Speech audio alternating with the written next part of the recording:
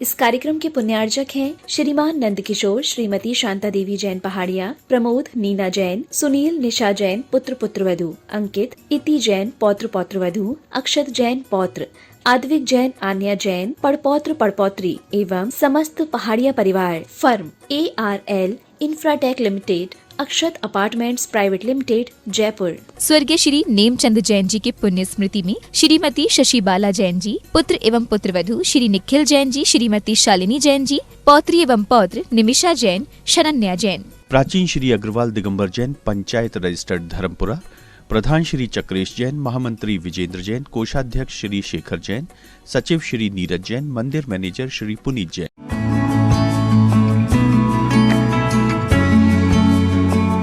नमः श्री वर्धमानाय निर्धूते कलिलात्मने सालोकानां त्रिलोकानां यदि विद्या दर्पणायते।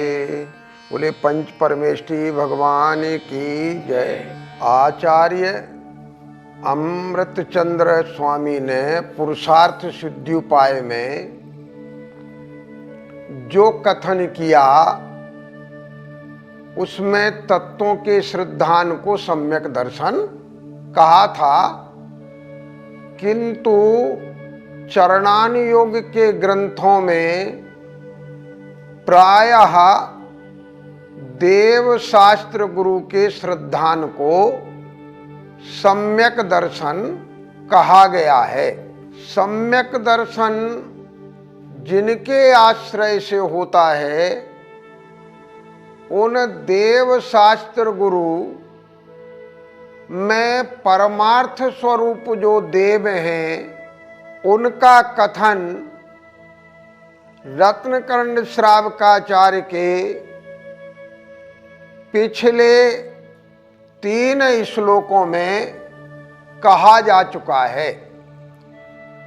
अब सच्चे शास्त्र का स्वरूप क्या है, इसके कथन के लिए रत्नकर्ण श्रावकाचार्य में अगला श्लोक कहा जा रहा है। आप तो पज्ञ मनुल्लंघ्य मदिष्टेष्ट विरोधिकम् तत्वोपदेश कृत्सार्वम् शास्त्रं कापथघट्टिनम्। आप्तोपज्ञमनुल्लङ्घ मदिष्टेष्ट विरोधिकम् तत्वोपदेश कृतसार्वम् शास्त्रं कापथघट्टिनम्। इस श्लोक में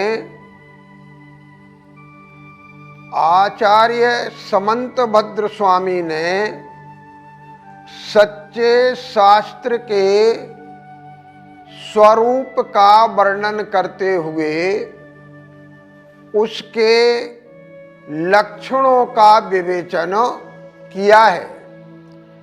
सबसे पहले सच्चे शास्त्र किसे कहें हम, इसका विवेचन करते हुए वो कहते हैं आप्तोपज्ञम, अर्थात जो वीतरागी, सर्वज्ञ और हितोपदेशी ऐसे सच्चे देव के द्वारा उपज्ञ माने कथित हो, अर्थात जिसका कथन सच्चे देव के द्वारा कहा गया हो, किया गया हो, वह सच्चा शास्त्र कहलाता है।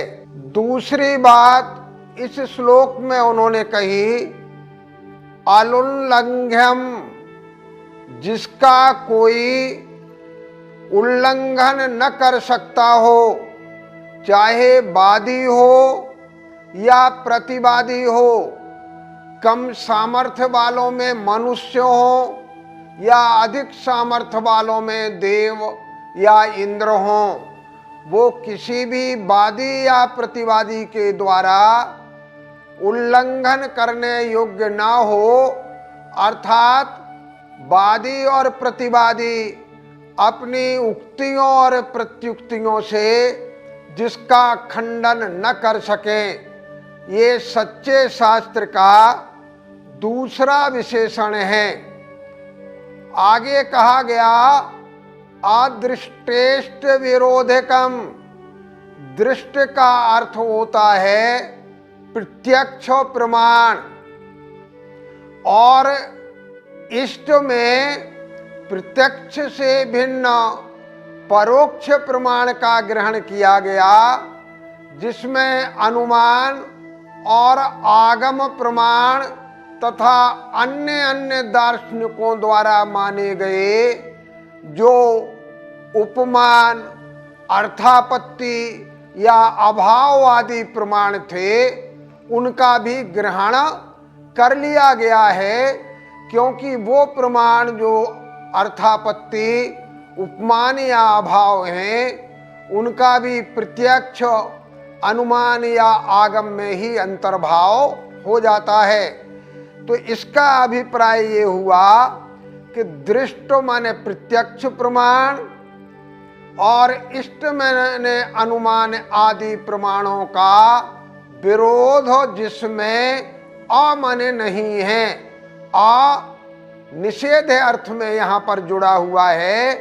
तो दृष्ट और इष्ट माने अनुमान आगम आदि प्रमाणों का विरोध जिसमें नहीं है, उसका नाम शास्त्र है, सच्चा शास्त्र है।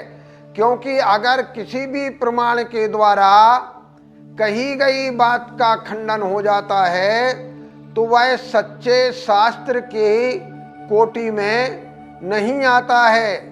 इसलिए यहाँ कहा अदृष्टेष्ट विरोधकम। आगे कहा तत्वोपदेश कृत, जिसमें तत्वों का उपदेश दिया गया है। अगर हम चरणान योग की दृष्टि से विचार करें तो जिसमें सच्चे देव, सच्चे शास्त्र, सच्चे गुरु का स्वरूप बताया गया है, या द्रव्यान योग की दृष्टि से विचार करें तो जिसमें जीवादि 7 तत्व या 9 पदार्थों का वास्तविक यथार्थ परमार्थ रूप से उपदेश दिया गया है, वो तत्वों का उपदेश देने वाला सच्चा शास्त्र होता है। आगे विशेषण दिया सार्वम, जो वीतराग हितोपदेशी सर्वज्ञ के द्वारा कथित है, वो सबका उपकार करने वाला होता है। शास्त्र जो सच्चा है वो सभी भव्य जीवों का कल्याण करने वाला होता है, सार्वजनीन होता है। इसलिए सार्वम पद का समावेश किया। सर्वेभ्यो हितम सार्वम, जो सबके लिए हितकारी है उसको हम सार्व कहते हैं। और एक कहा कापथ घट्टनम, जो कुमार्ग का, कुत्सित मार्ग का, मिथ्या मार्ग का नाश करने वाला है, मिथ्या मार्ग से हटाने वाला है, अर्थात सम्यक मार्ग का उपदेश देने वाला है। उसके लिए यहाँ पर पूज्यवार आचार्य समंत भद्र स्वामी ने सच्चा शास्त्र कहा है, क्योंकि सच्चे देव, सच्चे शास्त्र, सच्चे गुरु के श्रद्धान से ही सम्यक दर्शन की प्राप्ति होती है, और सम्यक दर्शन से ज्ञान सम्यक बन जाता है, और फिर धारण किया गया चारित्र मोक्ष मार्ग का साक्षात कारण बनता है। इसलिए यहाँ पर सच्चे देव के बाद सच्चे शास्त्र के स्वरूप का कथन किया गया है। भैया जी, मिथ्या मार्ग से क्या आशय है? आपने बहुत ही अच्छा प्रश्न यहाँ उपस्थापित किया है। जो आप्त के द्वारा कथित मार्ग है और जिससे सच्चे सुख की प्राप्ति होती है, वह मार्ग सम्यक मार्ग कहलाता है। इसके विपरीत जो मार्ग संसार परिभ्रमण का कारण बनता है, संसार के दुखों का कारण बनता है, वह मिथ्या मार्ग कहलाता है। एक छोटे से उदाहरण से इस बात को समझने का प्रयास करें। प्राचीन काल में व्यापार का साधन पशु थे। एक बैल पर चीनी की बोरी लादकर एक व्यापारी जा रहा था। बरसात का समय था। रास्ते में एक नाला आया। उस नाले को वो बैल पार करने लगा जिस पर चीनी लदी हुई थी। प्रवाह तेज था। बैल के पैर डगमगाने लगे तो बैल उस मध्य नाले में बैठ गया। बैठने से बोरी में रखी हुई जो चीनी थी वो गल करके बह गई और वो उसको पार कर गया। पीछे एक धोबी सूखे कपड़े लाद कर एक गधे पर आ रहा था। वो गधा भी उस नाले को पार करने लगा। उसने देखा कि मेरे भी पैर उसी तरह लड़खड़ा रहे हैं जैसे पहले निकलने वाले एक चतुष्पाद या पशु के लड़खड़ा रहे थे। उसका अनुकरण करते हुए वो भी उस नाले में बैठ गया। अब तक जो कपड़े सूखे थे वो गीले हो गए और गीले होने से उसका वजन बढ़ गया। वजन बढ़ने से वो पार नहीं कर पाया। इस प्रकार से वो दुख में फंस गया। तो वो जो पहले वाले का मार्ग था, जब ऐसी स्थिति आए तो हम अपने कर्म मल को जो हमारे शरीर से लिपटा हुआ है उसे हटाने का प्रयास करें। लेकिन देखा देखी सामर्थ्य ना होते हुए भी अगर हम किसी मार्ग पर चलने लगते हैं तो वो दुख का कारण बन जाता है। वास्तव में अनुकरण बुरा नहीं है, लेकिन मिथ्या अनुकरण बिना सोचे समझे, बिना ज्ञान के अगर अनुकरण किया जाए तो मार्ग मिथ्या मार्ग बन जाता है और वो हमारे दुखों का कारण हो जाता है। विषयाशा बसातीतो विषयाशा बशातीतो निरारंभो परिग्रह प्रारंभो परिग्रह ज्ञान ध्यान तपोरक्त ज्ञान ज्ञान तपोरक्तस् तपस्वी सा प्रशस्यते तपस्वी सा प्रशस्यते विषयाशा बसातीतो निरारंभो परिग्रह ज्ञान ध्यान तपोरक्त तपस्वी सा प्रशस्यते। इस श्लोक में आचार्य समंत भद्र स्वामी ने सच्चे गुरु के स्वरूप का वर्णन किया है। विषयाशा बसातीतो, जो विषय भोगों की आशा मन इच्छा या आकांक्षा के बस से, पराधीनता से अतीत मन रहित हैं। अर्थात कोई भी सच्चा गुरु विषय भोगों की आकांक्षाओं से हीन होता है।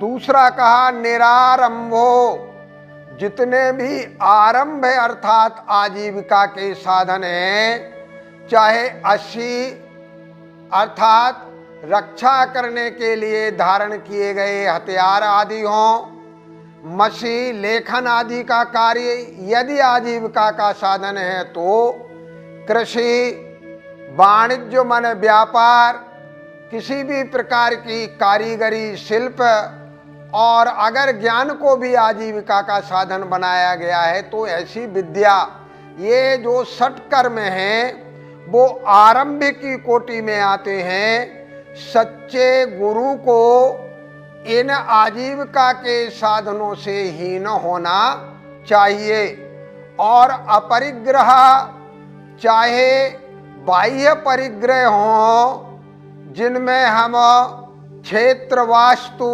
इत्यादि को ग्रहण करते हैं, और चाहे मिथ्या कषाय या नोकषाय रूप अंतरंग परिग्रह हों, उन परिग्रहों से भी सच्चा गुरु रहित होता है। अर्थात उसमें किसी भी प्रकार का ना बाह्य पदार्थों के प्रति और ना अंतरंग भावों के प्रति ममत्व का भाव रहता है। इसे इन सब से ममत्व से हीन होना है। और ज्ञान ध्यान तपो रखता, वो ज्ञान में लीन रहता है, स्वाध्याय के द्वारा ज्ञान की आराधना करता है, ज्ञान को बढ़ाता है और एकाग्रता रखकर ज्ञान में ध्यान को बढ़ाता है और कर्मों की निर्जरा के लिए तप में लीन रहता है। तो ऐसा जो तपस्वी तपोभृत या सच्चा गुरु है, वही वास्तव में प्रशस्यते अर्थात प्रशंसा के योग्य माना गया है। उसी को वास्तविक गुरु या सच्चा गुरु कहा गया है। हमारी पांचों इंद्रियां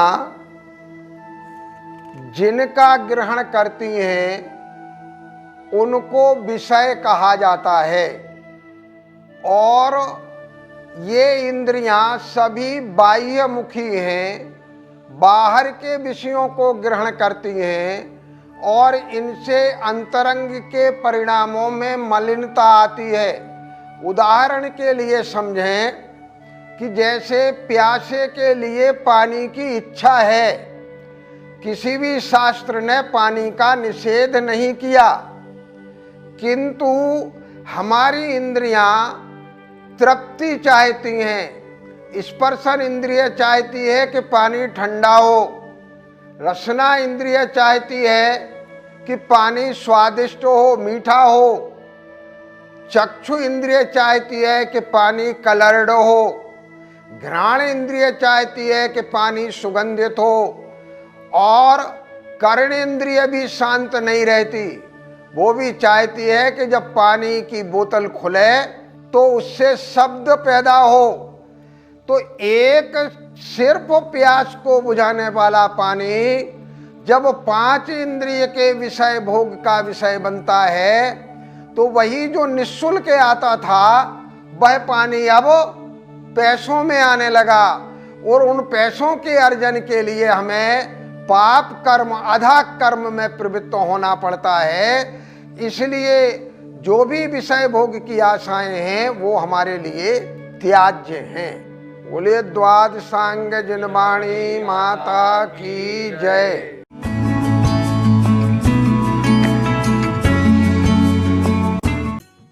इस कार्यक्रम के पुण्यार्जक थे श्रीमान नंद किशोर, श्रीमती शांता देवी जैन पहाड़िया, प्रमोद नीना जैन, सुनील निशा जैन पुत्र पुत्रवधू, अंकित इति जैन पौत्र पौत्रवधू, अक्षत जैन पौत्र, आद्विक जैन आन्या जैन पड़पौत्र पड़पौत्री एवं समस्त पहाड़िया परिवार। फर्म ARL इंफ्राटेक लिमिटेड, अक्षत अपार्टमेंट्स प्राइवेट लिमिटेड, जयपुर। स्वर्गीय श्री नेमचंद जैन जी की पुण्य स्मृति में श्रीमती शशि बाला जैन जी, पुत्र एवं पुत्रवधू श्री निखिल जैन जी, श्रीमती शालिनी जैन जी, पौत्री एवं पौत्र निमिषा जैन, शरण्या जैन। प्राचीन श्री अग्रवाल दिगंबर जैन पंचायत रजिस्टर्ड धर्मपुरा, प्रधान श्री चक्रेश जैन, महामंत्री विजेंद्र जैन, कोषाध्यक्ष श्री शेखर जैन, सचिव श्री